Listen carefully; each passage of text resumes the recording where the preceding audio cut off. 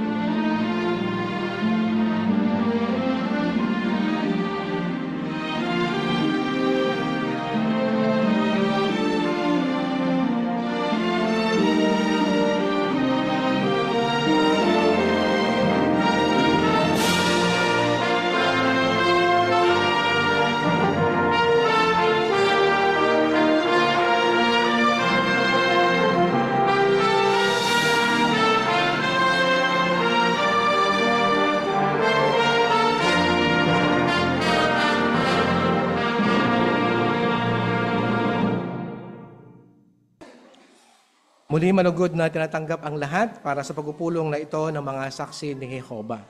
Tayo ay makapakinig ng dalawang pagpupulong sa umagang ito. Ang una ay ang pahayag pangmadla. Sa pahayag pangmadla, ito ang tema na ating mapapakinggan na papanahong paksa. Kung sundan nyo mga kapatid, kung inyong isulat, ito ang paksa. Sundan ang daan patungo sa buhay. Ulitin natin, sundan ang daan patungo sa buhay. Ito ay ipapahayag sa atin ni Brother Roberto Sambali, galing pa sa Sukat East Congregation. Brother Sambali, paisuyo po.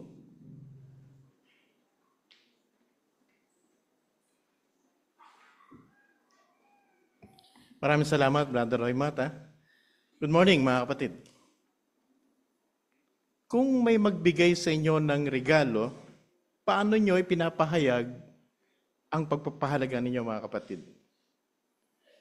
Siyempre, thankful tayo at masaya, hindi ba? Pero ang punto ay, ang bawat isa sa atin ay may patuloy ang tinatanggap na regalo mula sa ating Diyos na Jehovah. Oo, upang ipadama niya ang kanyang pag-ibig sa atin. Baka hindi natin ito pinapansin dahil sa karaniwan na ito sa araw-araw. Tayo ba ay mapagpahalaga rin, nagpapasalamat, o binabaliwala na natin ang mga bagay na ito? Ang tinutukoy ko, mga kapatid, ay ang buhay na taglay natin, isang mahalagang regalo. Pansinin natin, mga kapatid, no?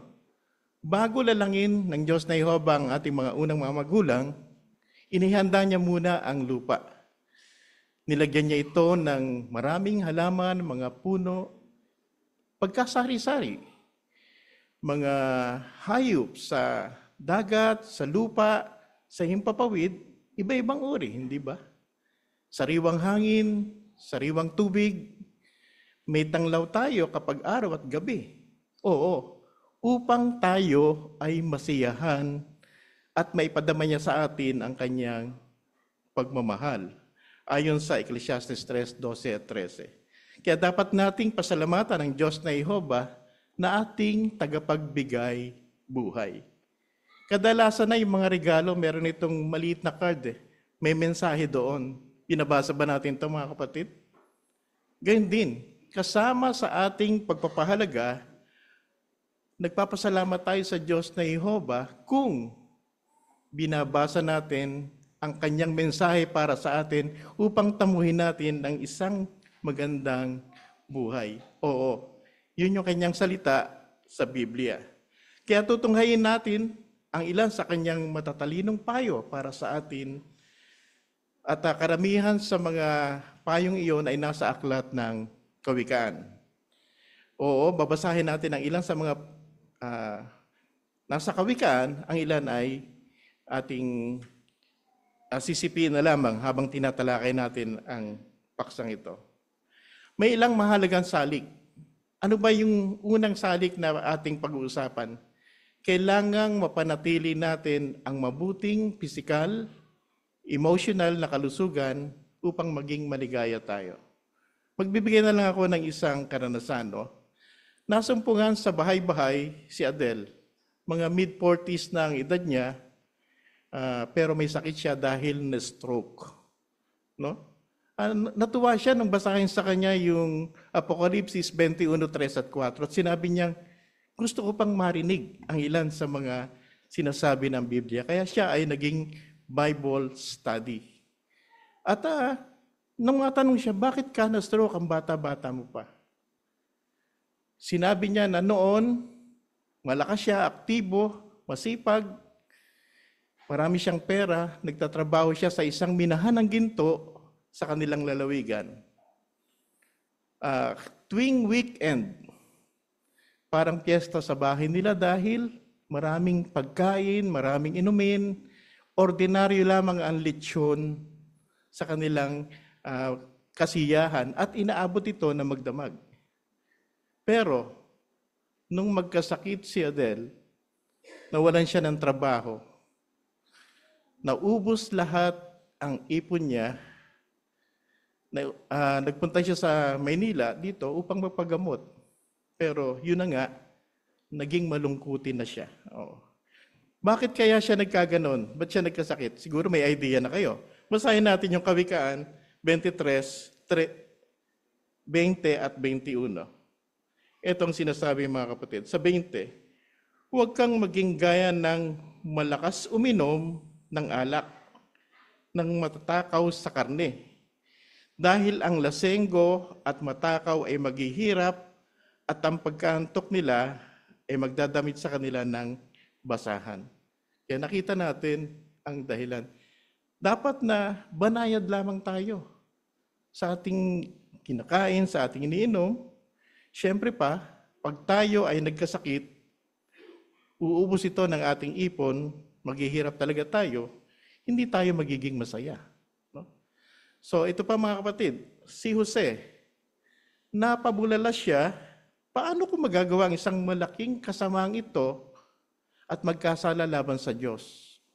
Kasi alam ni Jose, yung pamantayan ng Diyos na Jehova may kinalaman sa pag-aasawa.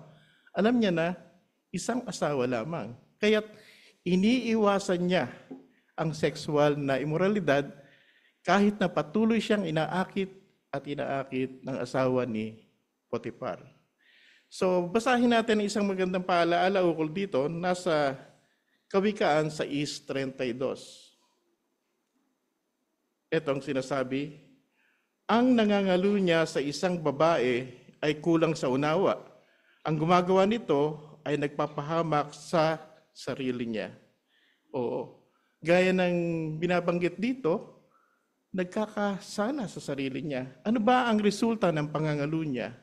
Nagdudulot ito ng di ka nais-nais na resulta tulad ng mababang pagtingin sa sarili.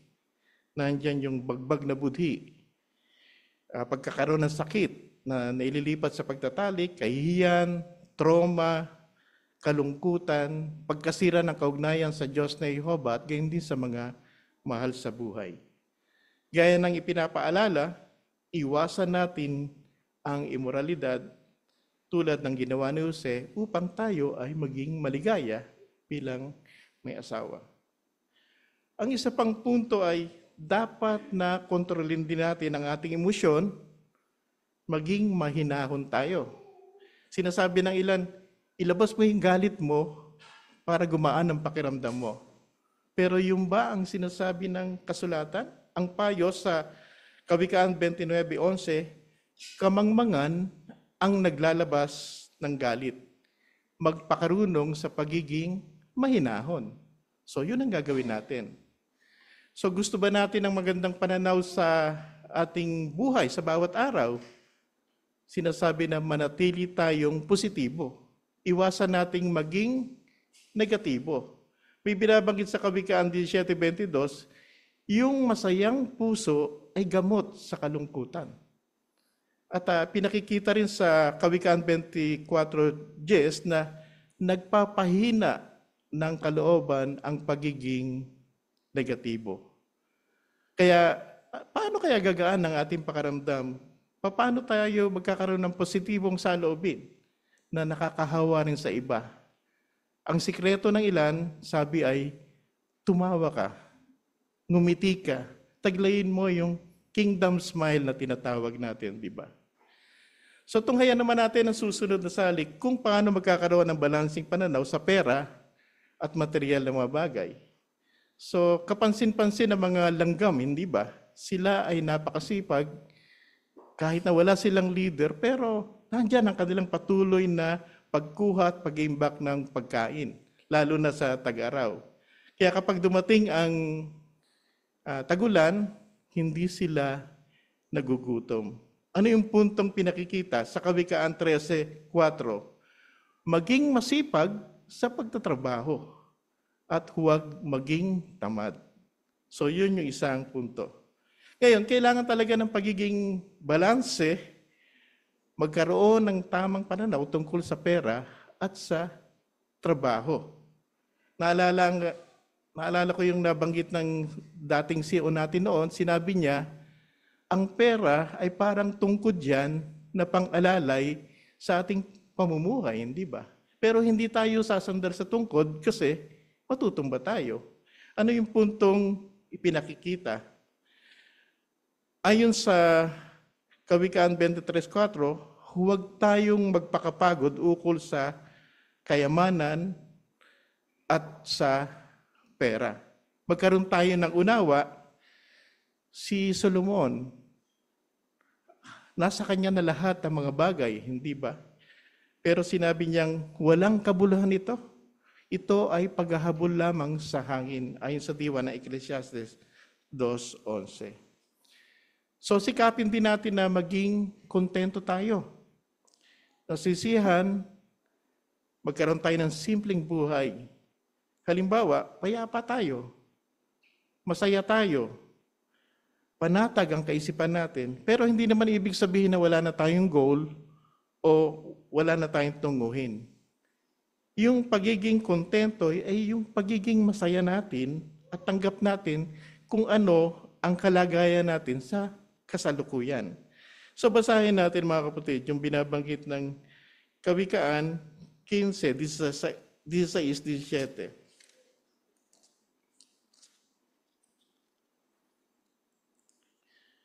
Sinabi dito sa 16, mas mabuti pang maging mahirap pero may takot kay Jehova, kaysa maging mayaman na puro pag-alala.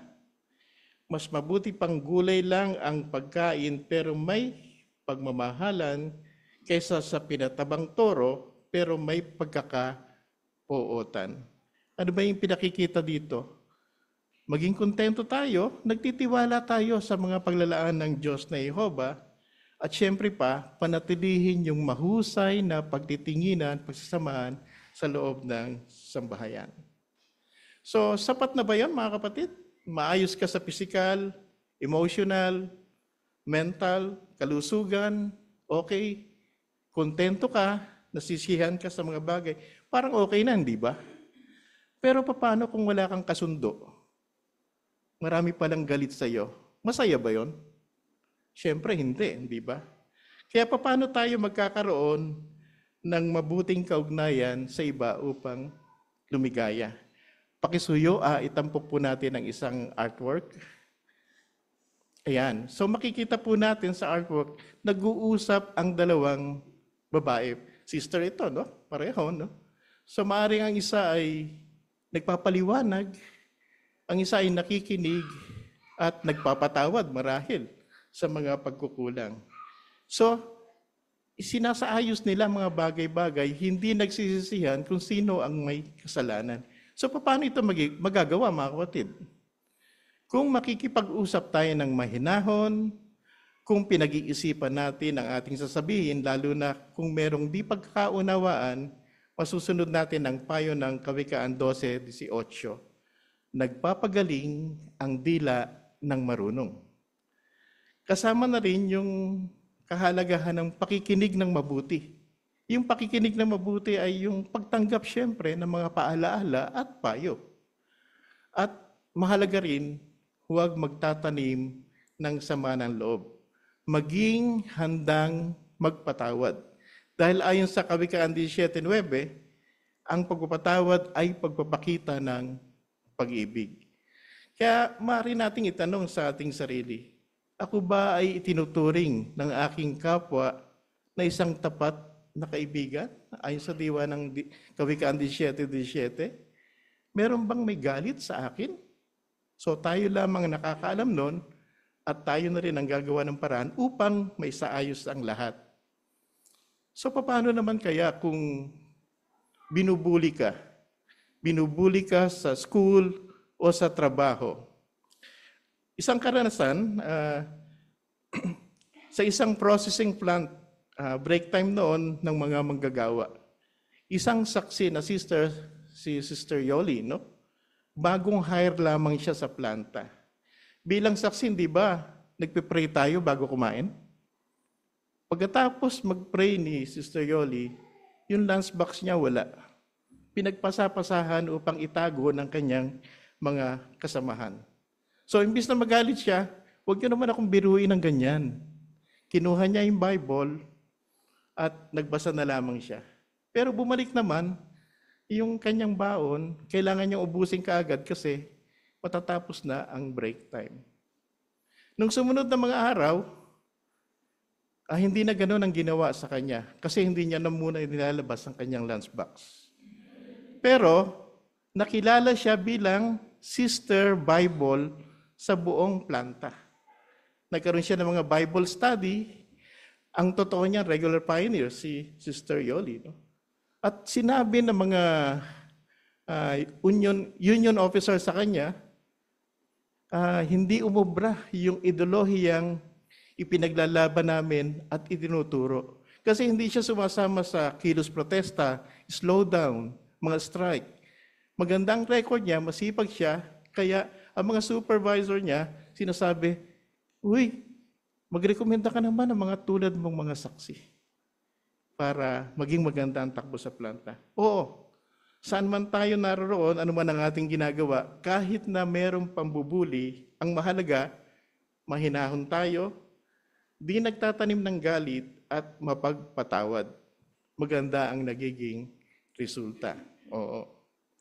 Ngayon, kuminsan, sa ating kalagayan naman, no, naiisip natin na kaya nating resolbahin ang ilang personal na problema. Napagdaanan ko na ito, kayang-kaya ko na ito. Baka ayaw na nating sundin ang ilan sa mga simulain o payo ng Diyos na Jehovah sa Biblia. Nalagpasan ko na nga yung mas mabibigat na problema, kaya ko na to. Sobrang tiwala sa sarili.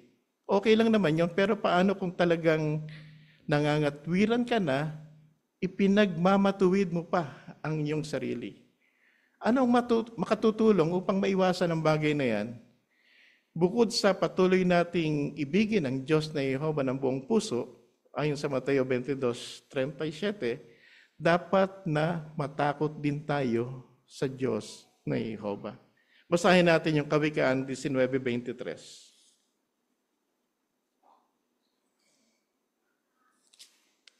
Sa Kawikaan 19:23, etong sinasabi, ang pagkatakot kay Jehovah ay maakay sa buhay, ang mayroon nito ay makapagpapahinga ng panatag at ligtas.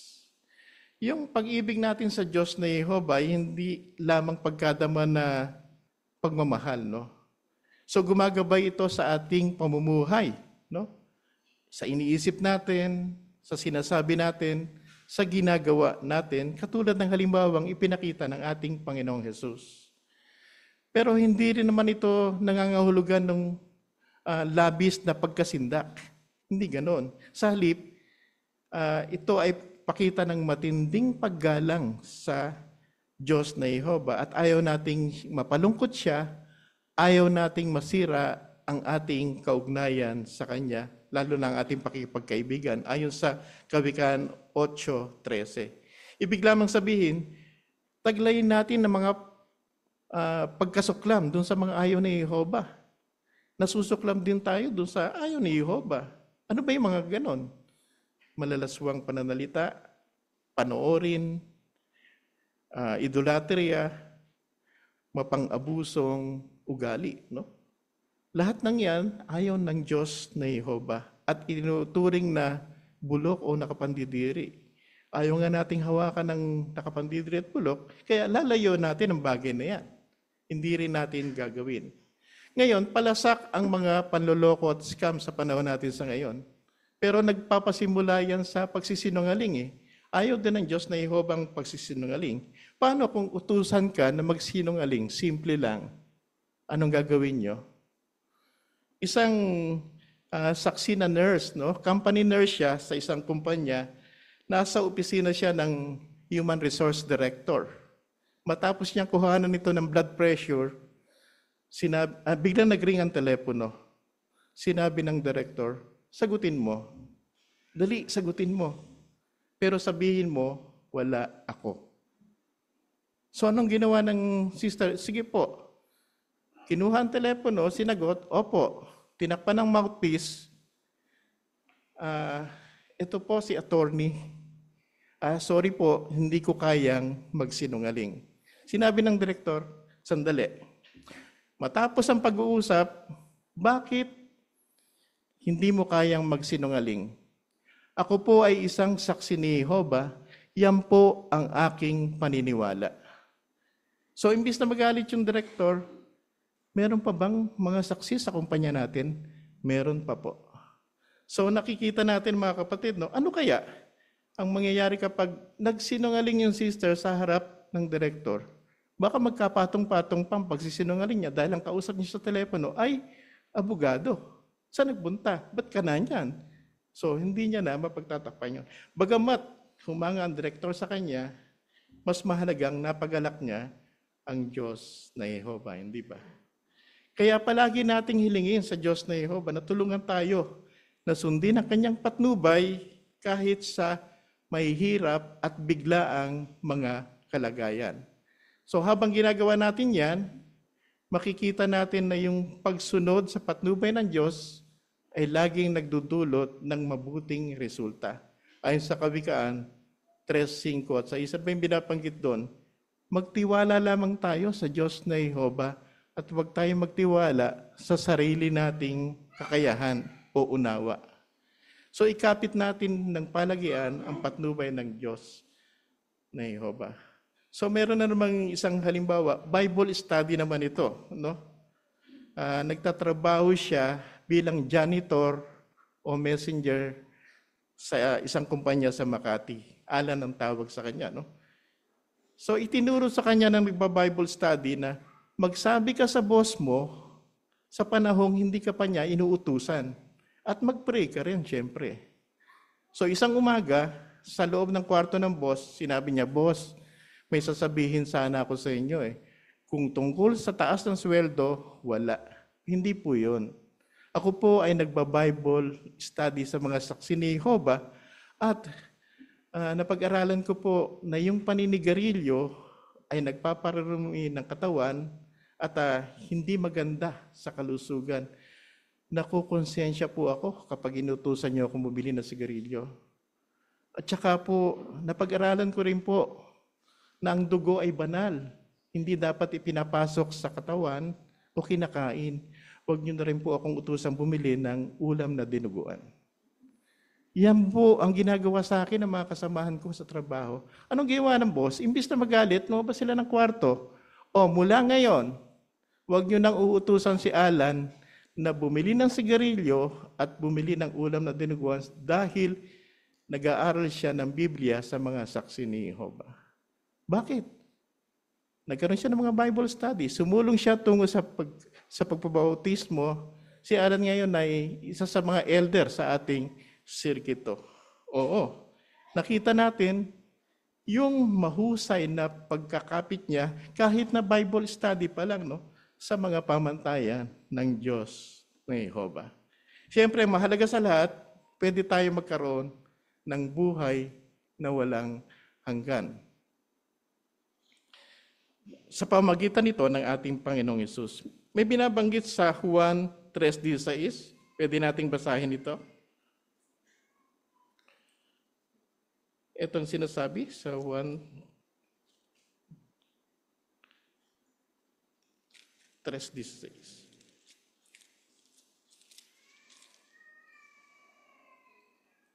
Gayun na lamang ang pag-ibig ng Diyos sa sangkatauhan, kaya ibinigay niya ang kanyang kaisa-isang anak para sa bawat isa na sumasampalataya sa kanya ay hindi mapuksa kundi magkaroon ng buhay na walang hanggan. Kaya dapat talaga manampalataya tayo sa ating Panginoong Hesus. Ngayon, paano natin may pakikita yung ating pagpapahalaga at pananampalataya sa regalo ng Diyos na Jehovah na pantubos? Isipin natin na ito ay para sa atin upang patawarin tayo sa ating mga kasalanan.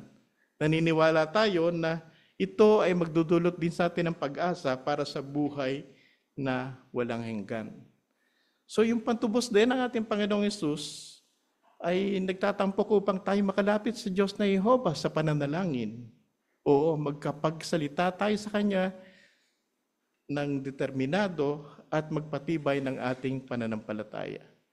Sinabi rin ng ating Panginoong Hesus na magpaakay tayo sa tapat at matalinong alipin na siyang gumagabay sa atin sa ating spiritual na mga pangangailangan.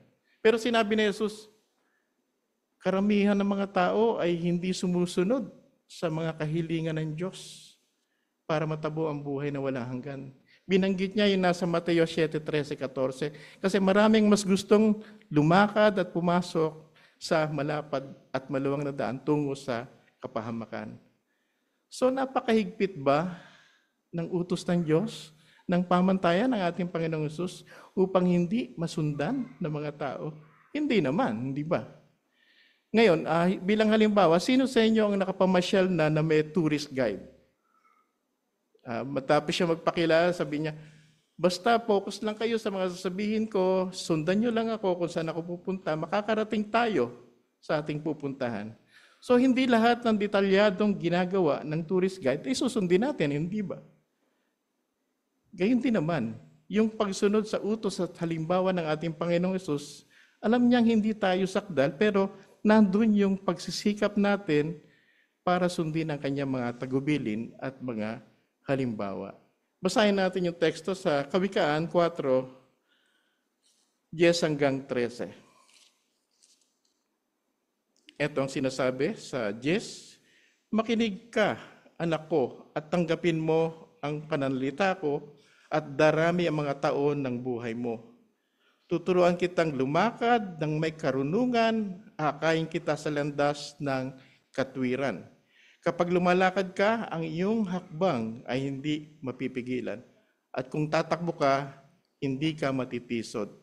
Manghawakan ka sa disiplina, huwag mo itong bitiwan, ingatan mo ito dahil nakadepende rito ang iyong buhay.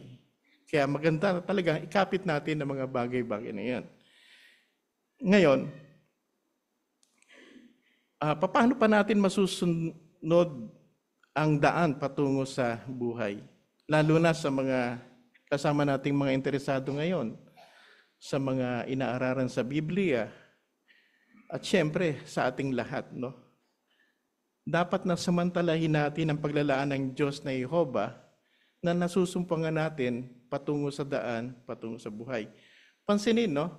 Nilalang ng Diyos ang langit, ang lupa, tulad ng tinalakay natin kanina. Taglay ng Diyos na Jehova ang karunungan, ang kapangyarihan. Kaya aasahan natin sa Kanya yung sakdal na patnubay at payo para magkaroon tayo ng buhay na maligaya ayon sa Kanyang layunin. Nasa Kawikaan 13:14 ang diwa niyan, no? Dahil ang marunong ang siyang bukal ng buhay. Walang iba kundi ang Diyos na Jehova. Kaya bukod sa regular nating pagbabasa ng Biblia, manalangin tayo. Maging mapagpasalamat at hilingin natin na tulungan tayong maisabuhay ang mga natutuhan sa kanyang mga salita ayon sa Kawikaan 15:29. Pahalagahan natin mga kapatid yung tinatalakay sa mga pagpupulong natin, no? Regular tayong dumalos sa mga pagpupulong dito sa Kingdom Hall ng in-person. Kung nasa kalagayan naman, talagang dapat na dumalo tayo upang makaalinsabay tayo sa panalangin, pag-awit at papuri sa Diyos na Jehova. Naalala ko yung binanggit ni Brother Paul Crudas sa special program, di ba? Sinabi niya, ang pagdalo ng in-person ay 10 times na nakapagpapatibay kaysa sa Zoom. Kasi inilahad niya ang karanasan ng isang kapatid na sa Zoom dumadalo, pero nung dumating na sa pagpupulong, tunay na napatibay siya. Diba? Bakit? Sa Kingdom Hall kasi, kapiling natin ang mga elder. Kapiling natin ang mga kapatid na mga may gulang na alam nating makapagpapatibay sa bawat isa sa atin. Tutulong din sa atin upang maunawaan natin ang mga prinsipyo ng Biblia upang magkaroon tayo ng mas malapit na kaugnayan sa Kanya. Tandaan natin ang sinasabi ng Kawikaan 11:14, kung walang mahusay na patnubay, ang bayan ay bumabagsak. Kaya walang duda talaga, sa tulong ng Diyos na Jehova at sa iyong pagsisikap, mapagtatagumpayan mo ang mga hamon at masusundan mo ng patuloyan ng daan patungo sa buhay.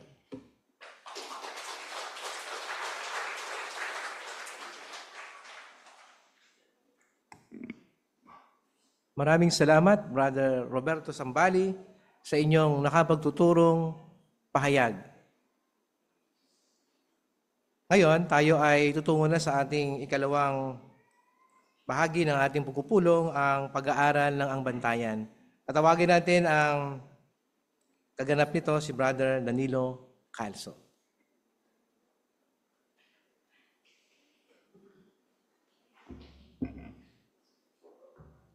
Dadako tayo sa ating huling programa sa umagang ito, ang pag-aaral natin ng Biblia gamit ang Magazine Bantayan. Kaya ang bawat isa ay muling tinatanggap ng buong puso sa programang ito. At pasisimulan po natin ito sa magitan ng pag-awit.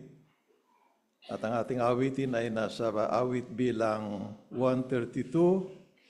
Ang pamagat ay Tayo'y Isa Na.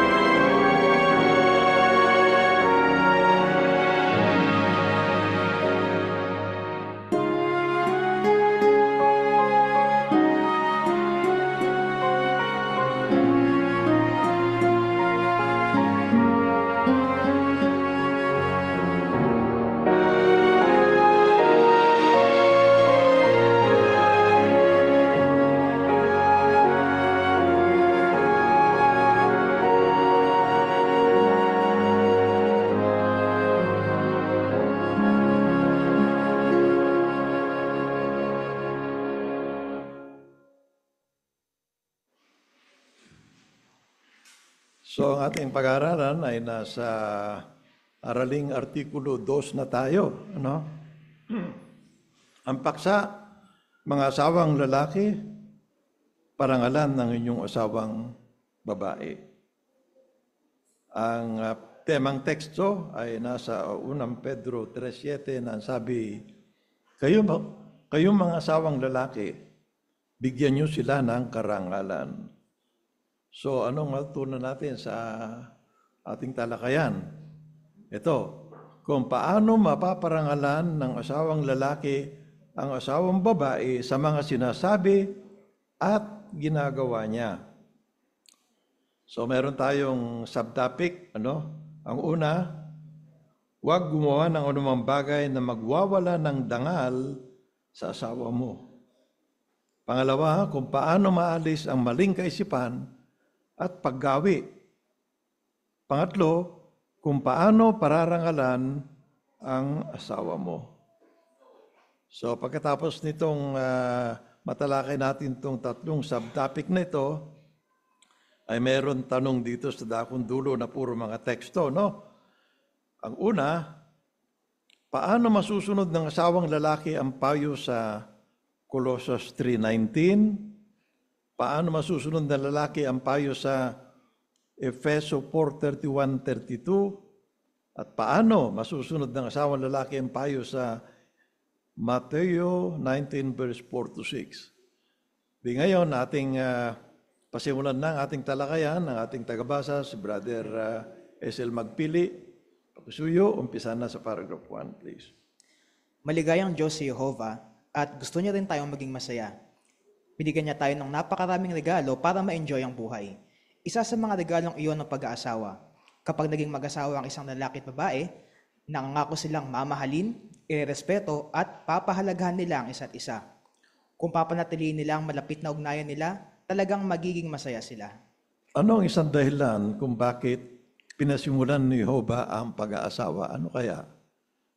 Okay, doon muna pakinggan mo natin si L. Okay, Parillaga.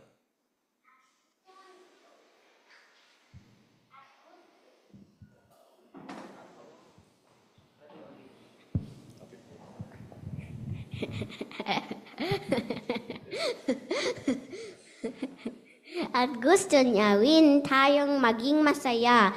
Napakaraming regalo para ma-enjoy ang buhay. Yun, oo, no. Tama, no. Paano raw itinuring ni Jehovah yung pag-aasawa? Sister Barsi?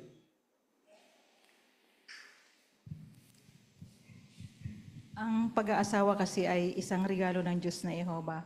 Gusto kasi niya na maging masaya tayo kung papaano na siya ay maligayang Diyos. Bilang mag-asawa, mamahalin at pahalagahan nilang isa't isa, respetuhin.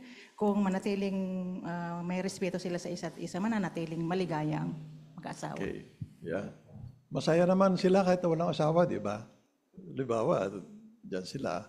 Pero dahil sa regalo, yun ang nagpasaya sa kanila. Kahit kayo, pagka tumanggap ka ng regalo, masaya naman kayo, di ba? O yun ang gusto ni Jehovah kasi siya isang maligayang Diyos. Tingnan natin kung ano nangyari ngayon sa mag-asawa, kung masaya ba sila. Okay? Nakakalungkot, hindi tinutupad ng maraming mag-asawa ngayon ang pangako nila noong ikasal sila. Dahil dito, hindi sila masaya. Ayon sa kamakailang report ng World Health Organization, maraming asawang lalaki ang nananakit sa asawa nila. Nagsasalita ng masama sa mga ito o nang-aabuso sa iba pang paraan. Baka napakabait nila sa asawa nila kapag nasa harap ng iba. Pero minamaltrato naman ito kapag nasa bahay na. Marami ring nasirang pagsasama dahil nanonood ng lalaki ng pornografya. Sa dos tayo, no? Ang tanong natin, anong kalagayan ng maraming mag-asawa ngayon? Hindi naman lahat, anong kalagayan ngayon, Sister Joby?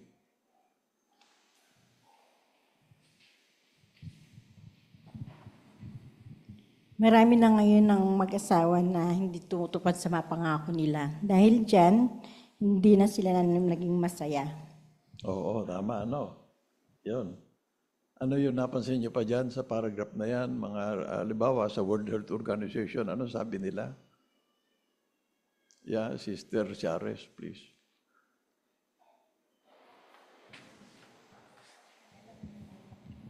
hindi naman po lahat no, ng mag-asawa, pero parang nagiging normal ang circulation ng isang pamilya kapag may naririnig tayong balitang may mga padre di pamilya or lalaking asawa na nananakit, masakit magsalita, at nangaabuso pa nga sa iba't ibang paraan. Oo, pero kung minsan sa labas, halimbawa, sa loob nananakit pero kung minsan pagka nasa loob ng tahanan, ano yung sinabi rin dyan, ano? Sister Lilia Vasquez.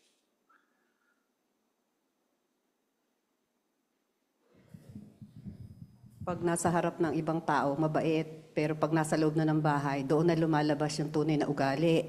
So doon makikita, nananakit, maaring nagsasalita ng hindi magaganda. Kaya pinapakita lang nito, talagang masisira yung pagsasama kung gano'n. Sa bagay, hindi lamang po to sa mga lalaki. Minsan sa babae, ganito rin po. Oo, tama, no? Oo, nakakasira talaga ng pagsasama, yung gano'n. At lalo na yung dakong dulo, no? Sinabi dito sa dakong dulo na nakakasira lalo sa pagsasama. Ano sabi dyan, sister, dito naman sa harapan, ito, Sister Vicky. Panonood po ng pornografiya, yan din po yung nakakasira sa pagsasama bilang mag-asawa. Ayan, isa pa yun, ano? Okay, paragraph 3 na tayo. Ano ang mga posibleng dahilan kung bakit mapang-abuso ang isang asawang lalaki? Baka mapang-abuso ang tatay niya, kaya akala niya, normal lang iyon.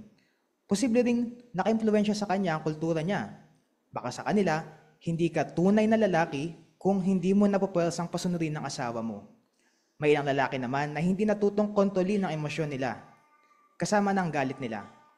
Nagkaroon naman ng maling pananaw ang ilang lalaki sa mga babae at sa sex dahil sa panonood ng pornografya.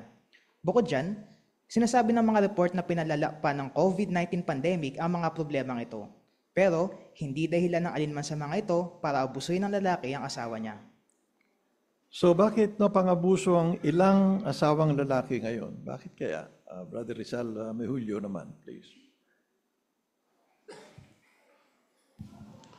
Ang iba yung factor na yung kaniyang nagis ng tatay ay baka mapang-abuso sa tahanan. Kaya minsan nadadala yun nung anak pag nagpamilya na siya. Diyan din yung kultura na ayaw patawag na Andres. Kasi pagka tigasaing tagalaba, ay hindi tunay na lalaki.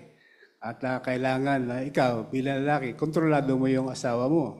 Kaya yun, nakukuha rin ng isang lalaki yun. At binadala yun sa sarili niyang pamilya. Andiyan din yung hindi makontrol yung emosyon, yung galit.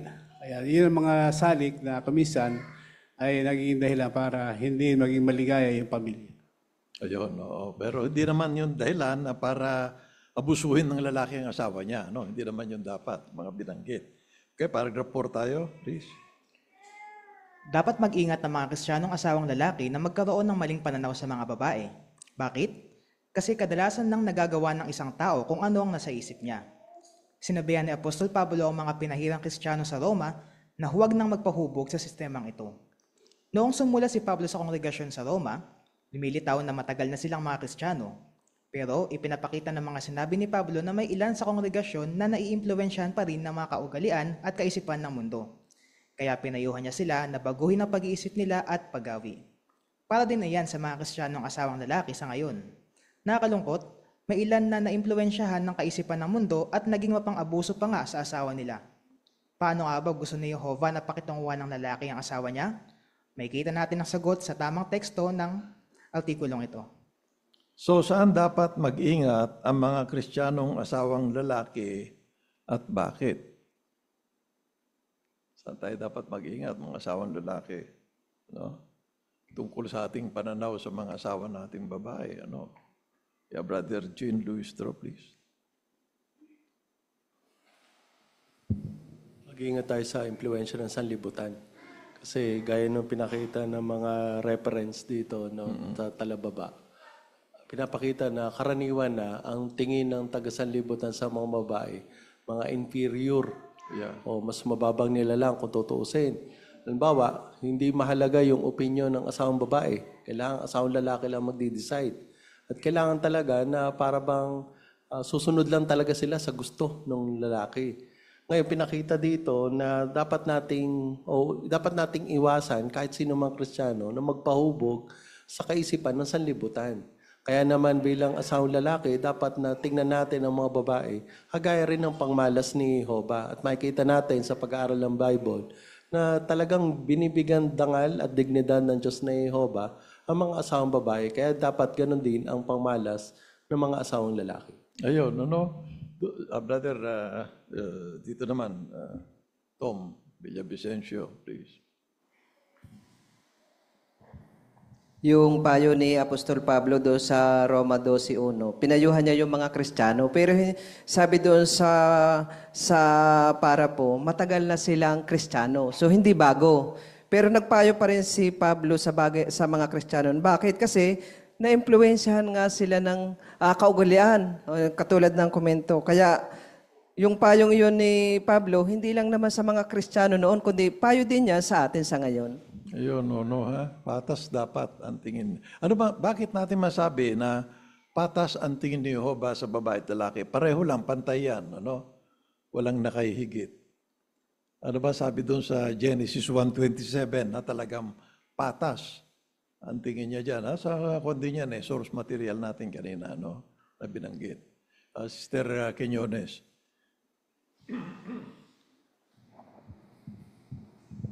Ayon dun sa teksto, kung paano sila nilalang ni Jehovah ay pareho ayon sa kanyang larawan. Ayun, pareho, Ang patas lang, kaya dapat tularan si Jehovah, Yung ba nakita niyo ba yung salitang macho sa kwan dyan, source material? Ano ba sabing, yung terminong macho kasi, ano ba ibig sabihin noon? Andyan din sa ating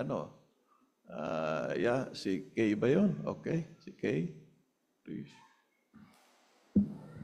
Yung terminong macho po ay tumutukoy sa mga lalaki na sobrang proud sa pagiging lalaki o malakas nila.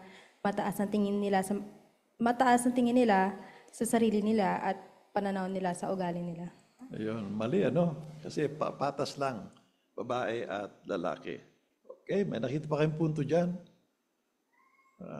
Kung wala na, lipatan natin itong parapusin ko. Unang Pedro 3:7. Sa katulad na paraan din, kayong mga asawang lalaki, patuloy kayong mamuhay kasama ng inyong asawa at makitungo sa kanila ayon sa kaalaman. Bigyan ninyo sila ng karangalan gaya ng sa mas mahinang sisidlan, nakatangian ng mga babae. Dahil sila rin ay kasama ninyong magmana ng walang kapantay na regalong buhay, para hindi mahadlangan ang mga panalangin ninyo. Sa parapo, inutusan ni Jehovah ang mga lalaki na parangalan ng asawa nila. Kapag pinaparangalan mo ang isang tao, ipinapakita mo sa salita at gawa na iginagalang mo siya. Kaya napaparangalan ng lalaki ang asawa niya kapag nakikitungo siya dito ng mabait at may pagmamahal. Sa artikulong ito, tatalakayin natin kung paano iyan magagawa ng asawang lalaki. Pero pag-usapan muna natin ang mga paggawing nakakawalang dangal sa isang babae. Parapusin ko, ayon sa binasa sa 1 Pedro 3:7, paano dapat pakitunguhan ng lalaki ang asawa niya? Si Ronnie. Pakinggan natin si Ronnie Bugao. Dito sa parapo, pinapakita dito na tayo mga asawang lalaki magpakita ng dangal. Hindi lamang sa salita, pati na sa gawa. Dapat maramdaman nila na mahal natin sila. Baka kasi hindi nila maramdaman nila yung pinapakita mo. Binanggit pa nga dito na dapat mabait ako sa asawa ko at mapagmahal. Ayun, tama, Yan. So, sa binanggit niya, paano natin mapaparangalan yung ating asawang babae? Ayun sila binanggit, bilang paano natin sila mapaparangalan? Mga lalaki ang sumagot, Brother Jeric. Pinapakita mo na ginagalang mo siya sa isip at sa gawa mo. Oo, pagka nire-respeto mo, di ba? Ganun yun. Okay, so dito sa artikulong ito, tatalakayin natin kung paano magagawa ng asawang lalaki ang mahalin o respeto ang kanyang asawa. Pero bago yon, pag-usapan muna natin ang mga paggawing nakakawalang dangal sa asawang babae. Paragraph 6. Huwag gumawa ng anumang bagay na magwawalang dangal sa asawa mo. Pananakit o pambubugbog. Galit si Jehovah sa mararahas. Espesipiko niyang binanggit na galit siya sa mga lalaking inaabuso ang asawa nila. Base sa unang Pedro 3:7 na temang teksto natin, Kapag minamaltrato ng lalaki ang asawa niya, masisira ang kaugnayan niya sa Diyos. Binanggit doon na hindi papakinggan ni Jehovah ang mga panalangin niya. Pabasa mo natin Colossus 3:19, please. Okay, si brother, daulong muna at siya nakapagtaas. Okay. Kayong mga asawang lalaki, patuloy na mahalin ang iyong asawang babae at huwag kayong magalit ng gusto sa kanila. Ayan, okay. So dito tayo sa tanong. Ano ang nararamdaman ni Jehovah kapag sinasaktan o binubugbog ng lalaki ang asawa niya? Ayan, pakinggan naman natin yung bughaw, melody. Base sa awit 11.5, nagagalit si Jehovah sa mga asawang lalaki na nagbubugbog o nag-aabuso sa physical sa asawa niyang babae. Okay, ano?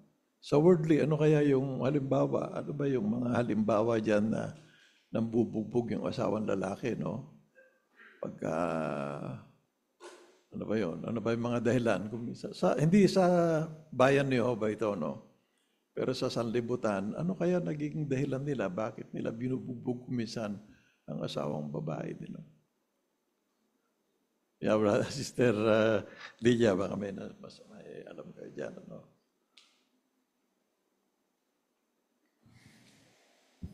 Ang isang dahilan po maaaring selos. Kapag nagsiselos ang lalaki, hindi na nakapag-iisip ng tama, kaya nananakit ng asawa.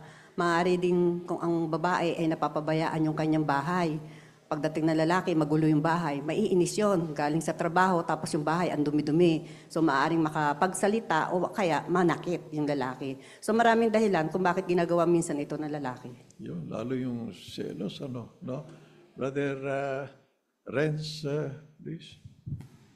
Natutunan ko sa unang Pedro 3:7 na apektado rin pala yung kaugnayan ko kay Jehovah kung sakali na maging malupit ako sa aking asawa. Kasi sabi doon sa teksto, sa dulo, para hindi mahadlangan ang mga panalangin ninyo. So may epekto pala yung pagtrato natin sa asawa natin sa kaugnayan kay Jehovah. Ayan, oo. No? Sabi nga, meron talagang isang study, no? Worldly yung study yung babae. Sa selos yung binanggit, pinatay niya yung kanyang asawang babae dahil lang sa selos. So, samantalang, ano sabi ng awit 11.5? Ano sabi niya? Ano sabi ni Jehovah dyan, Brother Roy?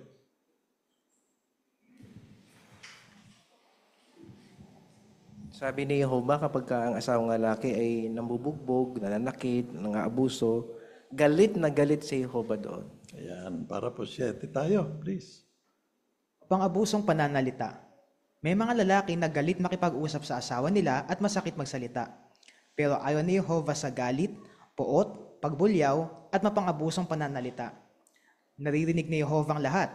Mahalaga kay Jehovah kung paano nakikipag-usap ang lalaki sa asawa niya kahit nasa bahay lang sila. Kapag masakit magsalita ang lalaki sa asawa niya, hindi lang pagkasama nila ang nasisira, kundi pati ang kaugnayan niya sa Diyos. So dito sa Efeso 4:31-32, ipabasa muna natin ito naman, ano? Sino kaya? Ito naman si PJ. Sige nga, PJ.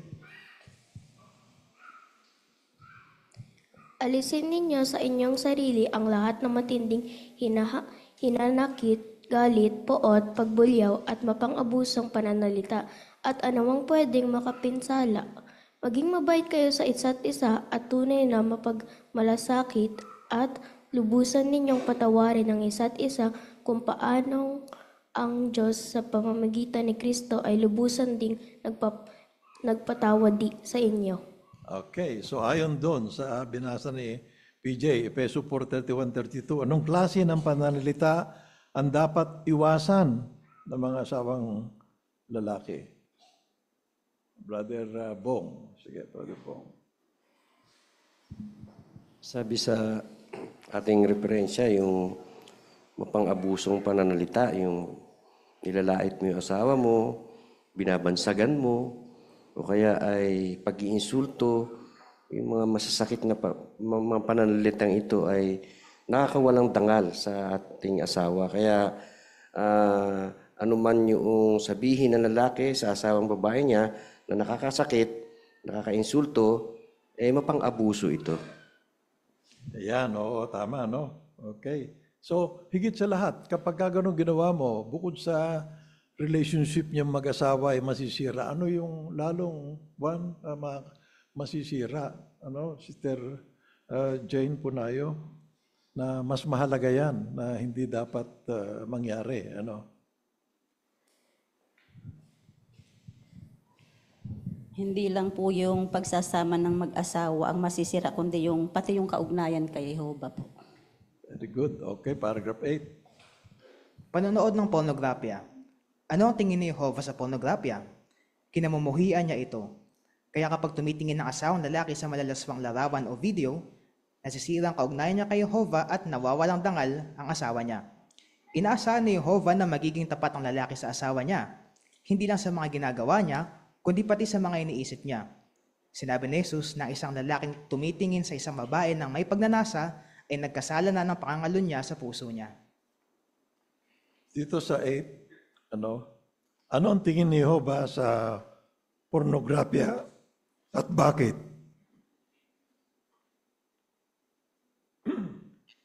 Anong tingin ni Jehovah dyan? Kasi sa sanlibutan, hindi. Okay lang sa kanila yun eh. Pero kay Jehovah, anong tingin niya dyan, Brother Izzy? Ito ay isang uri ng karumihan at kinamumuhian niya ito. Kung ito ay kinamumuhian niya, ayaw niya lalong mapasok ito sa pagitan ng mag-asawa kasi ito ay sisira ng ugnayan pag mag-asawa. Ayun. Halimbawa, Sister Lydia,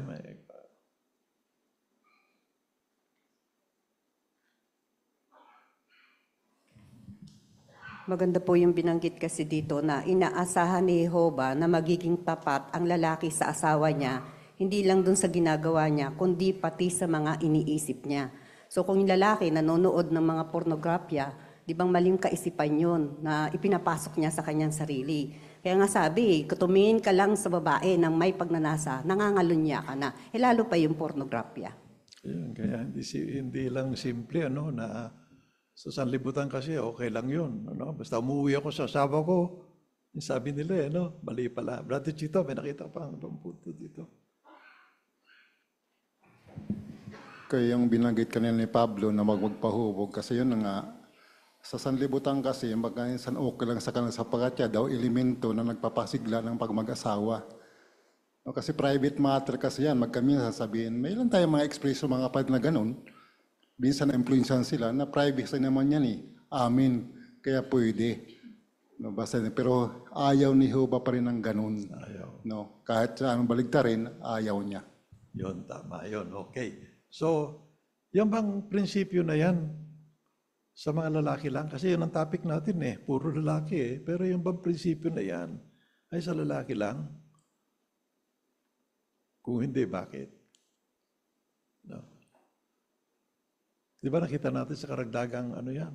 Merong karagdagang dyan asterisk Brother Odi. Yung sa Genesis 1 verse 27 po, pantay po yung pagtingin ni Jehovah sa babae at lalaki. Kaya applicable din po yung principle na to, hindi lang po sa lalaki, kundi sa babae rin po. Okay, yeah. Nabasa niyo ba yung footnote dyan, mga kapatid? Ano masabi niyo sa footnote? Kita niyo ba yung footnote dyan? Kung niyo, pwedeng sirain ng pornograpya ang pagsasama niyong mag-asawa. Ano nakita niyo dito, mga kapatid? Brother Luistro, please. Basa ni Brother Luistro ito. Binanggit mismo nung magazine na ito. Sinabi niya na bagamat yung article ay karaniwan na tumutukoy sa asawang lalaki, may mga instances na yung asawang babae mismo rin yung nanonood ng pornograpya. Kaya both sides, sino man sa kanila yung gumagawa nito, talagang sisira doon sa pagsasama nila. Yun, tama naman yun. Yung karadagang punto kanina Okay? So nakita rin pala dito, minsan nakaka-addict din ba yun? Yan, tumatangong marami. Nakaka-addict talaga, So, hindi simpleng ito, Hindi simpleng pagkakamali. Kasi sabi nung worldly, kahit manood ako niyan, sinabi niya saksi ito Sinabi niya saksi, kasi binigyan siya ng magazine ng pornography, yung about pornography. Sabi, hindi masama yan. Basta't ako'y umuwi naman sa aking asawa. Araw-araw naman ako umuwi sa kanya. O anong pangatiwiran natin? Katulad na nabanggit ni Sister Lydia, anong teksto sa Biblia? Na hindi basta simple yan. Anong teksto binanggit kanina ni Sister Vasquez, Sister Barcy, nakita niyo ba? Ang napansin ko po dito yung sa Mateo 5:29 na talagang matindi ang galit ni Jehovah sa adik sa panonood ng pornography. Kasi sabi sa 29, mas mabuti pang dukitin ang mata at itap, ang isang mata at itapon. Mabuti pa raw na mawala ang isang parte ng katawan kaysa sa ihagis sa buo. Tama. Pero yung nasa verse 28, napansin nyo doon? Ang binanggit ni Sister, Brother Isi, na hindi simple yan, Sinabi dito na kapag tumitingin ng may pagnanasa sa isang babae ang isa, nagkakasala na siya ng pangangalun niya. Yung pangangalun niya, actually, grounds para maghiwalay na yung isa. Kaya talaga mabigat talaga ito. Ayun, hindi simple. Paragraph 9. Pamimilit sa asawang babae na gawin ng hindi nito gusto kapag nagsisex. Ginagawa iyan ng ilang asawang lalaki. Kaya pakiramdam ng mga asawang babae, inaabuso sila at hindi minamahal. Ayaw na ayaw ni Jehovah ang ganyang makasariling paggawi ng asawang lalaki. Inaasahan niya na mamahalin at papahalagahan ng mga lalaki ang asawa nila at igagalang ang nararamdaman nito. Paano kung naging mapang-abuso na ang isang Kristiyanong asawang lalaki o nanonood ng pornografya? Paano niya mababago ang kaisipan at paggawi niya? Bakit galit si Jehovah kapag pinipilit ng lalaki ang asawa niya na gawin ang isang bagay na hindi nito gusto kapag nagsisex? Brother Bob Sambali, please.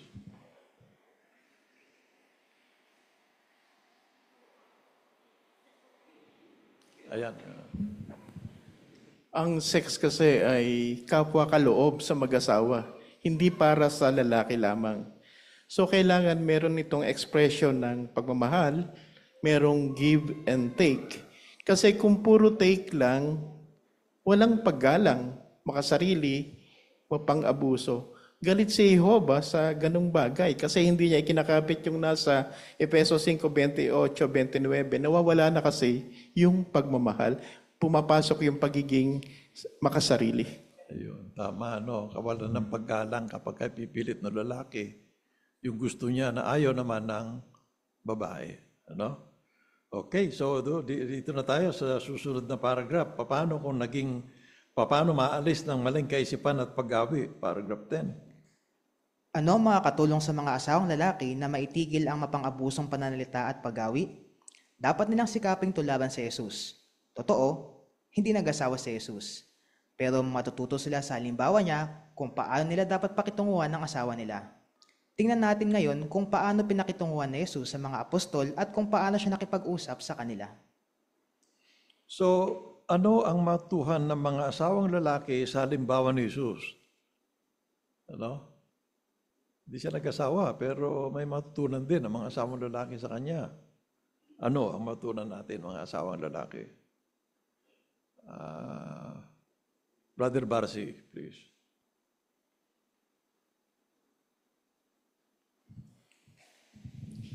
Kasi napaka-importante pala sa isang asawang lalaki na yung asawa natin ay pakitunguhan ng mabuti. Kasi kapag hindi natin pinatunguhan to, malamang na hindi kayo magkakaintindihan, isa pa, maaaring ito'y simulaan ng laging pag-aaway. So kailangan natin andoon yung pag-ibig at kahinahunan at higit sa lahat yung pagtitiis kung ano man yung pinag-aawayan. Yan, tingnan natin dito kung paano nakipag-usap Jesus sa mga alagad niya. Magandang halimbawa ito para sa mga asawang lalaki, para sa atin lahat. Okay? 11. Mabait si Jesus sa mga apostol niya at binibigyan niya sila ng dangal. Kahit kailan, hindi siya naging malupit sa kanila o dominante. Makapangyarihan si Jesus, pero hindi niya ginamit iyon para takutin sila o pasunurin. Sa halip, mapagpakumbaba siyang naglingkod sa kanila. Sinabi niya sa mga alagad niya, "Matuto kayo sa akin dahil ako ay mahinahon at mapagpakumbaba at magiginhawaan kayo." Pansinin na mahinahon si Jesus. Iniisip ng ilan na kahinaan ito. Pero ang totoo, Malakas ang ganitong mga tao kasi nakokontrol nila ang sarili nila. Kahit galitin si Jesus, nananatili siyang kalmado at nakokontrol niya ang emosyon niya. Paragraph 11, paano pinakitungan ni Jesus ang mga apostol niya? Ano yung halimbawa dyan na dapat nating tularan, lalo sa kaya pakikipag-usap? No? Kahit na paulit-ulit nag-aaway na yung mga alagad niya, paano siya nakipag-usap sa kanila? No? Sister Tina Di Macali.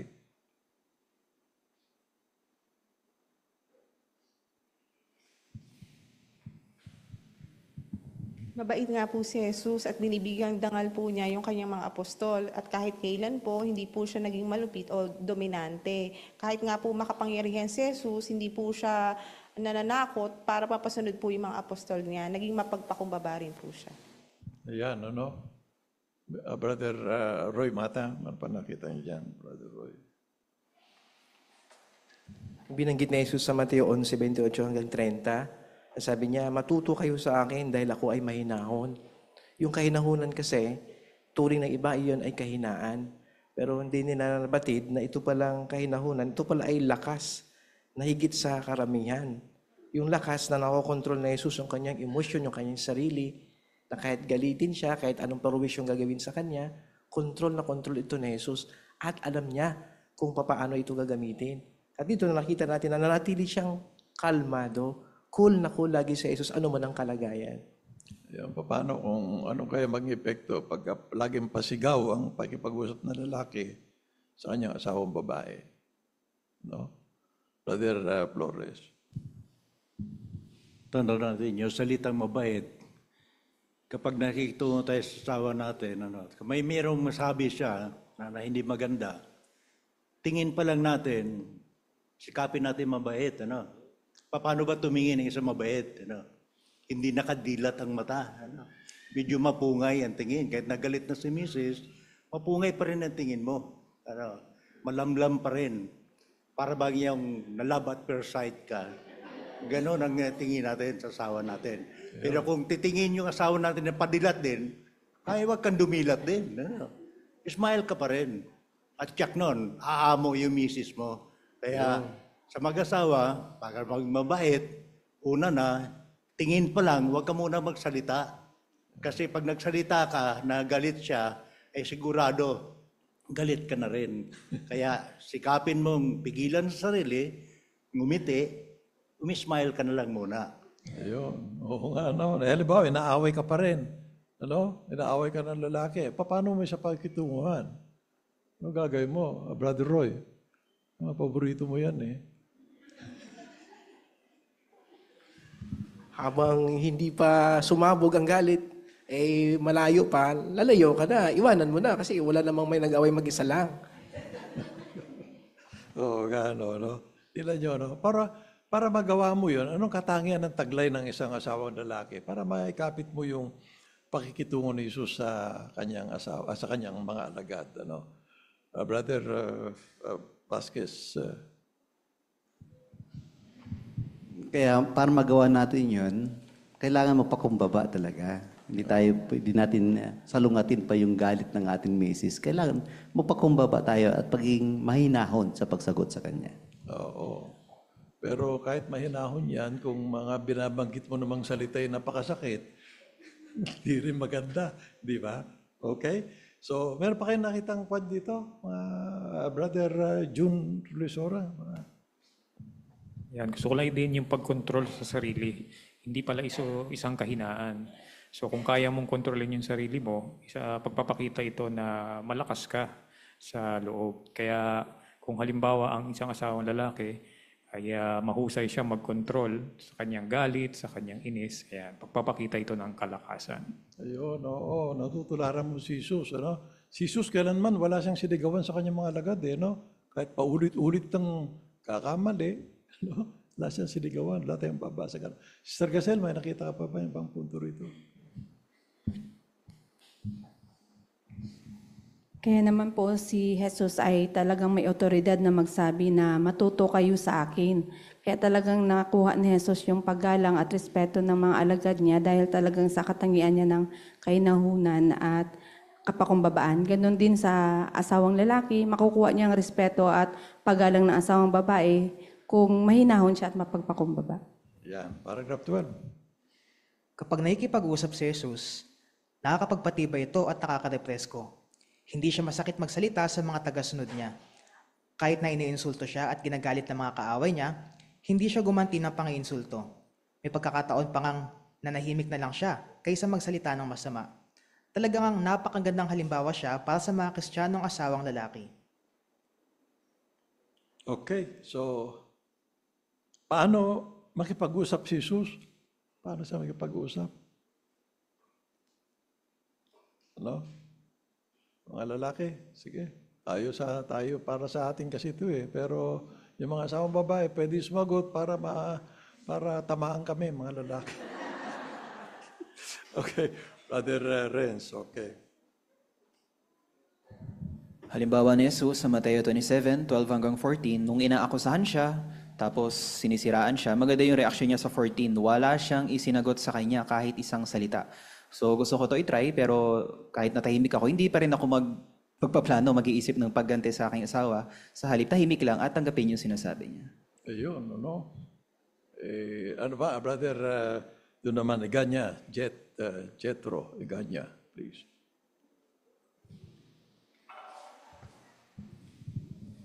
Bagaman napakaganda yung halimbawa po ni Jesus, pero baka po sa ibang mga husbands, maging hamon to sa kanila.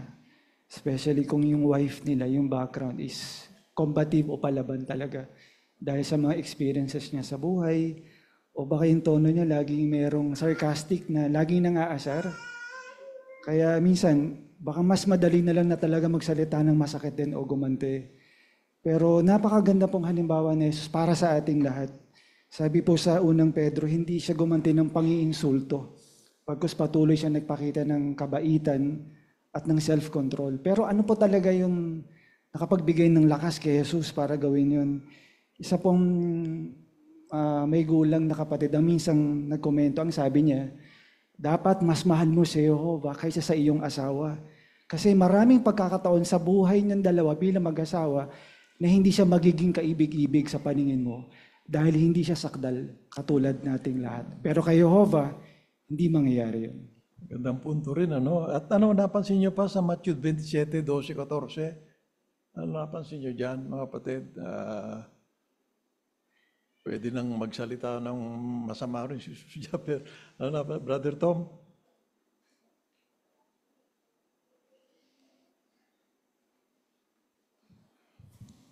Binanggit doon na inakusahan siya ng mga saserdote at matatandang lalaki. Pero sa halip na sumagot siya ng sumagot, tumahimik na lang siya. Ganon din naman sa ating asawang lalaki. Halimbawa, minsan kasi kapag yung ating asawang babae, minsan salita ng salita, pero kapag tumahimik ka, maya-maya mawawala rin yung galit niya eh.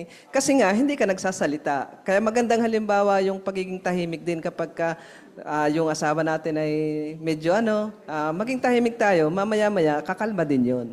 Ayun. Ayan, nasa likod mo yung asawa mo, no? Okay. Napakahusay na halimbawa na pinakita ni Tom, ano? Okay. So, hindi naman ganun si Tess masyado, no? Okay, paragraph 13. Inutusan ni Jesus sa mga asawang lalaki na manatiling tapat sa asawa nila. Inulit niya ang sinabi ng ama niya na dapat mamuhay kasama ng kanyang asawang babae ang asawang lalaki. Ang pandiwang Griego na ginamit sa pananalitang mamumuhay kasama ng ay literal na nangangahulugang pagdikitin. Kaya dapat na maging sobrang tibay ng pagkasama ng mag-asawa na para bang magkadikit sila. Kapag naputol ang ganyang ugnayan, siguradong may pinsalang may iwan sa bawat isa. Kung ganyang kalapit ang lalaki sa asawa niya, hindi siya titingin sa anumang uri ng pornografya. Ilalayo niya kaagad ang paningin niya sa mga bagay na walang kabuluhan. Para bang nakikipagtipan siya sa mata niya na hindi siya titingin sa ibang babae na may pagnanasa. Mateo 19 verse 4 to 6. Si Sister Sab naman. Sab.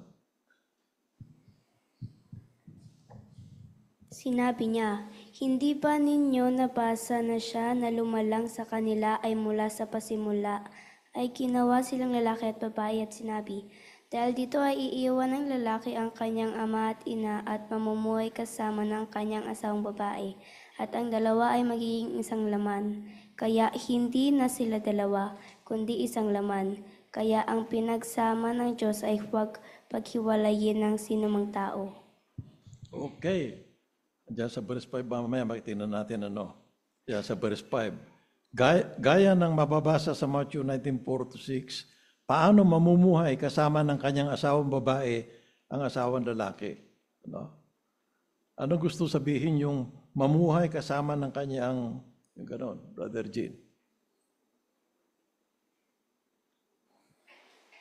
Mas maganda ho yung pagdiriin sa English. Stick to. Ibig sabihin ng Gregong pandiwa, to glue. So, iguglo mo, ididikit mo talaga. Kaya pinakita rito na kung paano yung asawang lalaki, iguglo niya yung sarili niya sa asawang babae. Hindi siya gagawa ng anumang bagay na upang magkaroon ng parang pagdududa o dahilan para maghiwalay sila. Kaya pinakita rito, isang halimbawa na pwede niyang gawin, ay ire-reject niya ang anumang anyo ng pornografya. Yun, ano? Bilang nyo, no? Sister Michelle. Kaya diniriin dito yung salitang pagdikitin. Ibig sabihin, hindi paghiwalayin. Kaya kung makikita natin o mababasa natin doon sa reference ng Mateo 19:46, yung salitang ang pinagtuwang ng Diyos ay huwag paghiwalayin ng sino mang tao. Kasama pala doon yung mag-asawa na wala silang karapatan na paghiwalayin yung sino mang pinagtuwang ng Diyos na Jehovah. Kaya diniriin dito yung pananatiling tapat sa isa't isa. Yun, pinagdikit. Ano, Sister Lilia, may nakita pa kang mga punto dito? Talagang sobrang tibay niyan, pinagdikit ng glue. Dito, sa Sister Lilia Vasquez, please. Maganda rin po yung binanggit nga doon na sila ay iisang laman. So kung iisang laman, dapat iisa yung tunguhin yung dalawa. So kung katulad nga ng binanggit, pag pinagdikit, huwag paghiwalayin. At kung may tinitignan kang bagay na maaring ayaw ng isa, dapat hindi mo ginagawa kasi iisa na lang kayong dalawa. Ayan. Kaya pagka pinagdikit, anong iwasan ng lalaki? Yung mga, yung iwas, Sister Rampi. Ano yung iiwasan mo na para hindi masaktan yung babae? Iwasan ang anumang uri ng pornografiya. Ayun. Protection ng isang lalaki na kailangan dala-dala niyang pitaka, nararapat lamang ilagay ang retrato ng kanyang asawa o ng buong pamilya. Sa gitong paraan, lamang mapanatili ang kanilang pagsasamang mag-asawa. Ayun, sa bagay, nasa cellphone na ngayon wala na sa wallet. So, anong lesson natin doon sa Awit 119 saka Hope 31? Anong sabi doon? May kaugnayan sa pornographer rin yan, Brother Rizal Mihulio, please.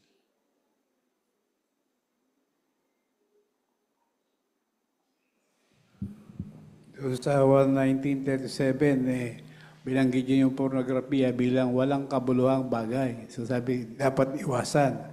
Sa 31 verse 1 naman, binanggit yung salita na nakipagtipan.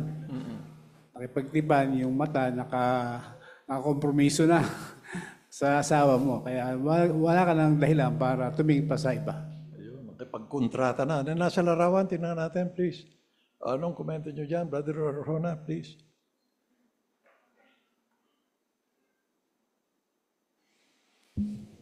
Yung mga tao sa libutan, lalo pagka medyo sikat na mga celebrity ang may skandalo, magkamisan talagang sila dyan, sabik na sabik. So magkamisan sa trabaho, sa paralan, so nakita natin yung napagandang halimbawa ng brother, kahit na medyo nagkatuwa na, naganuhan na, pero siya focus pa lang siya sa kanyang trabaho. Sapat iniisip niya na ayaw ni Jehovah ng ganong uri ng mga panurin. Oo, tingnan nyo hawak ng mga worldly, puro X. Yung isa pa, Brother Jean. Triple X pa yung isa. Maganda yung halimbawa ng brother kasi may picture siya ng asawa niya habang nandun sa trabaho. Ayun, tama. Okay, good. Susunod paragraph tayo. May mga kailangang gawin ng isang asawang lalaki na nananakit o nagsasalita ng mapang-abuso sa asawa niya para maayos ang kaugnayan niya dito at kay Jehovah. Ano-ano ang mga ito? Una, dapat niyang aminin na masama ang ginagawa niya. Wala siyang maitatago kay Jehovah. Ikalawa, Dapat niyang itigil ang pang-aabuso sa asawa niya at baguhin ang ugali niya. Ikatlo, dapat siyang humingi ng tawad sa asawa niya at kay Jehovah. Dapat din siyang magsumamo kay Jehovah na bigyan siya ng kagustuhang magbago at tulungan siyang kontrolin ng mga iniisip, sinasabi at ginagawa niya. Ikaapat, kikilos siya kaayon ng mga panalangin niya. Sisikapin niya ang kapuotan ng lahat ng uri ng karahasan at mapang-abusong pananalita. Ikalima, kailangan niyang lumapit agad sa mapagmahal ng mga elder sa kongregasyon. Ika-anim, gagawa siya ng plano na tutulong sa kanya na maiwasang maulit ang lahat ng masasamang ginawa niya. Iyan din ang mga dapat gawin ng mga asawang lalaki na nanonood ng pornografya. Pagpapalain ni Jehovah ang mga pagsisikap nila na magbago. Pero hindi sapat na iwasan lang ng asawang lalaki ang mga bagay na nakakasakit sa asawa niya. Kailangan din niyang matutuhan na parangalan ng asawa niya. Paano niya magagawa iyan? Yan, salamat. So ano mga kailangan gawin ng mga pang-ubusong asawang lalaki para maayos ang kaugnayan niya kay Jehovah at sa asawa niya? Brother Mata, please.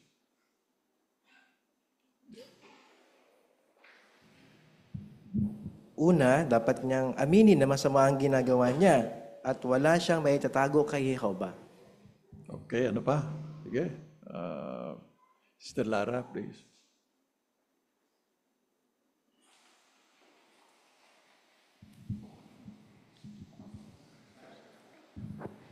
Ikalawa nga po, dapat niya pong itigil yung pang-aabuso sa asawa niya at baguhin po yung ugali niya. Okay, katlo. Ayan.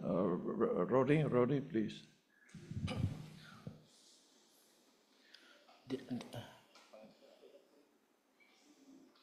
Dapat siyang humingi ng tawad sa asawa niya at sa kay Jehovah. Okay, number 4. Ano ba number 4 dito? Doon naman si Maybelline.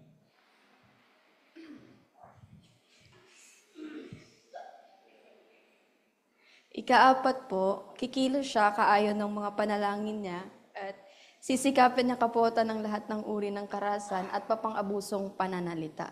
And then 5 and 6, si Gab.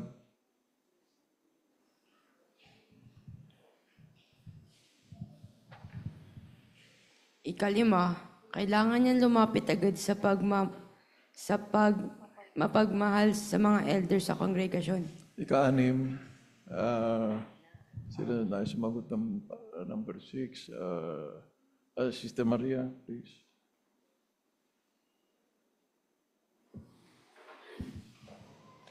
Gagawa siya ng plano na tutulong sa kanya na maiwasang maulit ang lahat ng masamang ginagawa niya.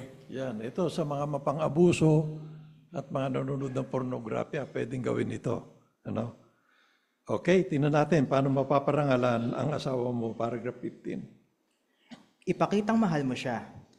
Nakasanayan ng ilang brother na masaya sa pag-aasawa na gumawa ng isang bagay araw-araw na nagpapakitang mahal nila ang asawa nila. Kahit sa maliliit na bagay, pwedeng iparamdam ng lalaki ang pagmamahal niya sa asawa niya, gaya ng paghawak sa kamay nito o pagyakap dito. Pwede siyang mag-text at sabing, "Miss na kita," o "Kumusta ka?" Paminsan-minsan, pwede din siyang gumawa ng sulat kamay na card para sa asawa niya. Kapag ginagawa ito ng isang lalaki, napaparangalan niya ang asawa niya at tumitibay ang pagsasama nila. Paano may papakita ng lalaki na mahal niya ang asawa niya? Okay, doon naman si Brother Gab. Haladoni, please. Hello. Sa generation po natin ngayon na pinausong salitang love languages po, baka tanungin ko kung ano yung love language. Ito ay maaring acts of service, words of affirmation, physical touch, quality time, receiving gifts, at marami pa po. Baka i-pertain natin ito sa isang gawain lang. Pero pwede ipakita ng isang asawang lalaki na mahal nila ang kanilang mga asawa kung gagawin nila lahat ng uri na iyon na languages na hindi lang isang pamamaraan lang. Isang example po dito ay pagtulong sa pagluluto ng pagkain na isang acts of service at quality time na po. Kapag ginagawa ng ito ng isang asawang lalaki, napaparangalan nila ang kanilang asawa at tumitibay ang pagsasama nila. Yan. Ano yung mga little things minilat? Ano yung mga maliit na bagay yun? Pero mahalaga sa asawang babae, Sister Linda. yung pagyakap po at yung paghawak ng kamay at yung pangungumusta. Maliit na bagay lang po ito, pero sa asawang babae, malaki yon para sa kanya. Yan, okay, good. Paragraph 16. Sabihin sa kanya kung gaano siya kahalaga sa iyo. Kapag pinaparangalan ng lalaki ang asawa niya, mararamdaman ng babae na minamahal siya at pinapahalagahan.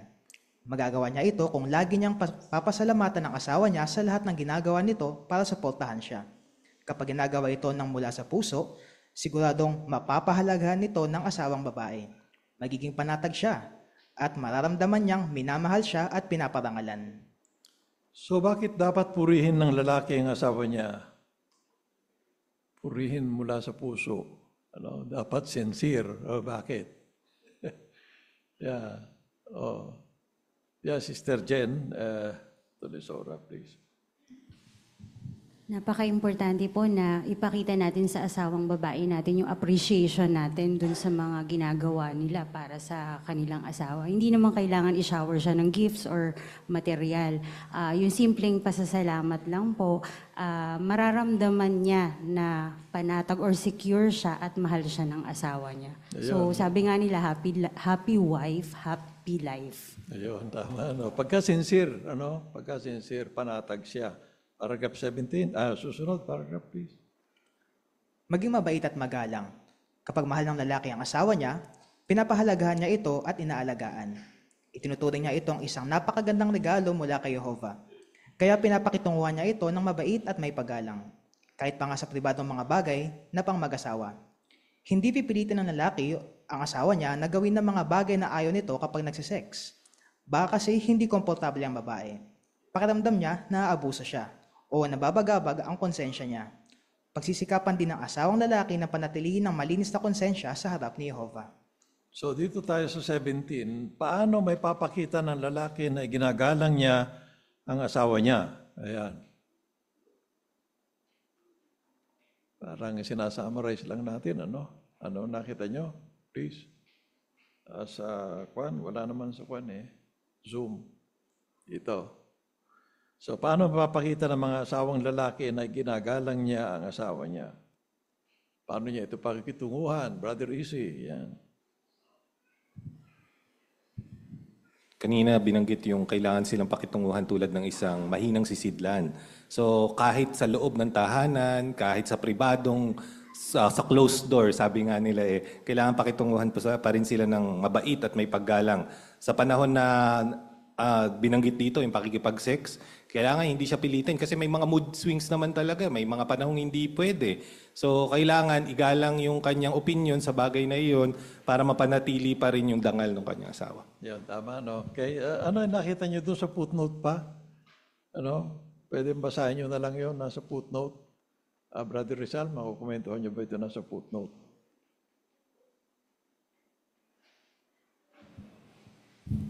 Binanggit dito na wala naman daw espesipikong mga pwedeng gawin ng mag-asawa. Wala naman gano'n Pero sabi nito, magpapasya nito ay yung mag-asawa. Pero dapat, ito rin ay nagpaparangal kay Jehovah.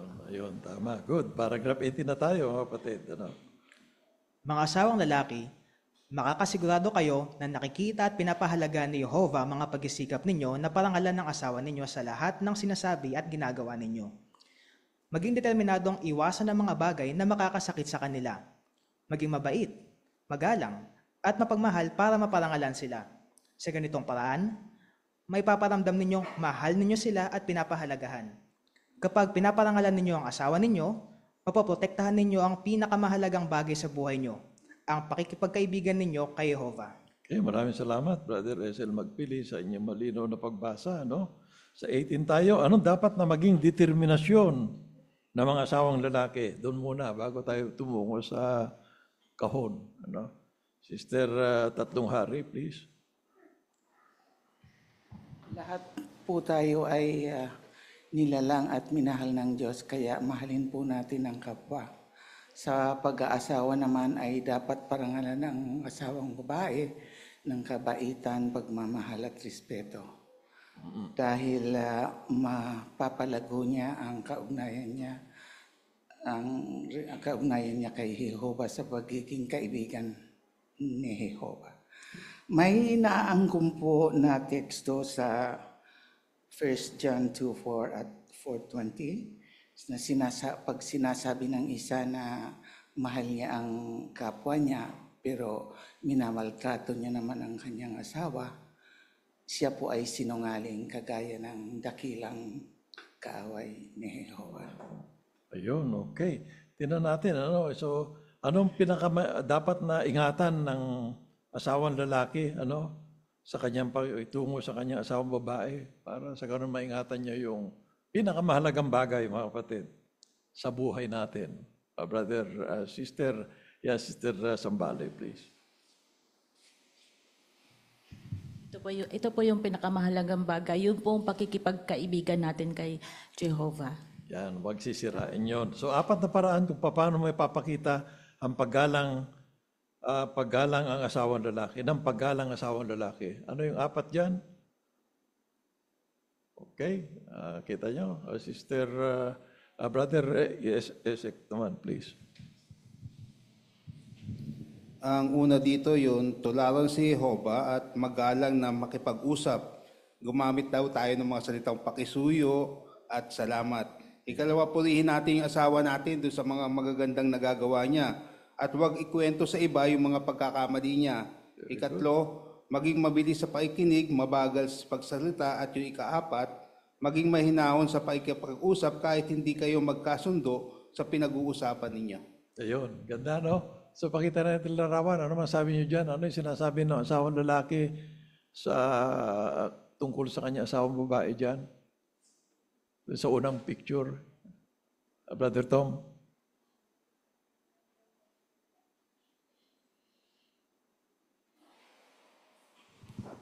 Makikita natin doon sa unang larawan, maaaring pinupuri ng asawang lalaki yung kanyang asawang babae. Baka kinukwento niya, alam niyo, yung asawa ko ngayon, napakababait niyan. O doon sa pangalawa naman, yung pakikinig ka, halimbawa kapag kayo ay magkausap, so magiging maganda yung usapan nyo kung parehas kayong kalmado at pakikinggan nyo ang side ng bawat isa. Ayun, tama, no? So dito tayo, paano masusunod ng asawang lalaki ang payo sa Colossus 3:19? Ang sabi doon, kayo mga asawang lalaki, patuloy na mahalin ang inyong asawang babae at huwag kayong magalit ng gusto sa kanila. O paano natin masunod dito? Brother Nolan.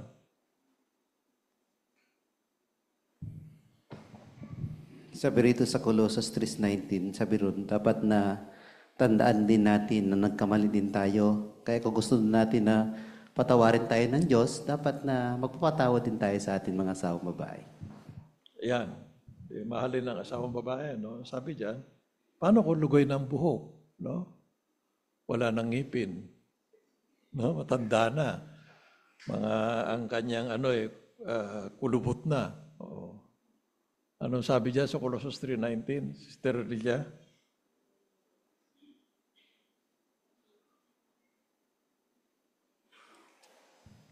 Ang sabi po, patuloy na mahalin ang inyong asawang babae. So kahit na tumanda pa kayong dalawa, ang pinagtuwang ng Diyos, hindi dapat nga paghiwalay, kaya hanggang sa kamatayan magkasama kayo.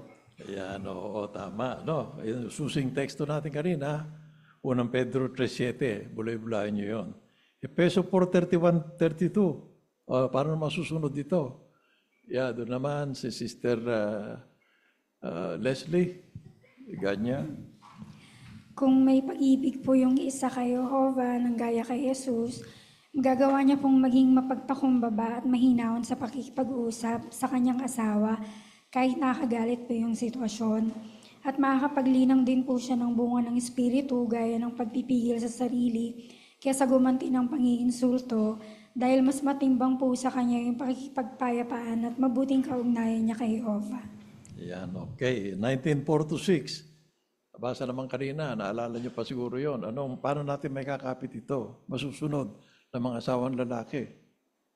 Asawang lalaki. Okay? Time na.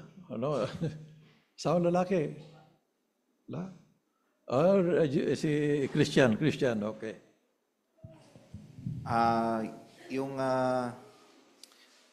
Iisang laman na lang kayo. Kumbaga, nakadikit ka na sa asawa mo, both parehas kayo nakadikit, ibig sabihin, kayo na lang talaga magsasama, huwag ka nang titingin sa iba. At hanggang walang dapat makapagpahiwalay sa inyo. Talagang lagi kayong magkasama. Yan, huwag ka titingin sa pornografya. Yun din, di kasama yun. Hindi lamang physical na tao ito, no? Ganun. Brother Chito, may nakita ka pang Yeah. Yaman si Jehovah ang nagpasimula ng pag-asawa, kung ang isang lalaki ay malaki, matindi ang kanyang paggalang sa kaisa ni Jehovah, hindi niya pahintulutan naman ang mangyari na pwede makapaghiwalay sa kanila. Ayan, okay. So napakaganda na ating pinag-aralan, Patuloy na mahalin ng asawang babae. Tingnan natin, ano ba yung nararamdaman ni Jehovah kapag sinasaktan sa salita o sa gawa ang asawang babae. Nasasaktan si Jehovah dyan, At espesipiko niyang binanggit dyan sa Malakias 2:16 na galit siya sa mga lalaking inaabuso ang asawa nila sa salita at maging sa kilos. At ayaw din ni Jehovah sa mga nagsasalita ng pabulyaw, ganyan, mapang-abusong pananalita.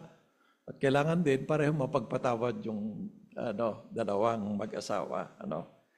At katulad ng kinumento kanina, ilayo agad ang paningin sa mga bagay na walang kabuluhan, pornographic magazine, pornographic video, lahat yan, sabi nga kanina, nakipagkontrata na tayo sa ating mata na sa asawa lang natin nakaukol yung ating mga paningin. Maraming salamat mga kapatid sa inyong magagandang komento. At yun, para sa lalaki lang, walang kasunod na para sa babae, Okay, so atin lang ngayong sasara ang ating pagpupulong sa pamagitan ng pag-awit. Ang huling awit natin ay nasa awit bilang 131 ang pinagsama ng Diyos. Pagkatapos nating awitin ito, pangunahan tayo sa panalangin ng ating naimbitang speaker, si Brother Sambale.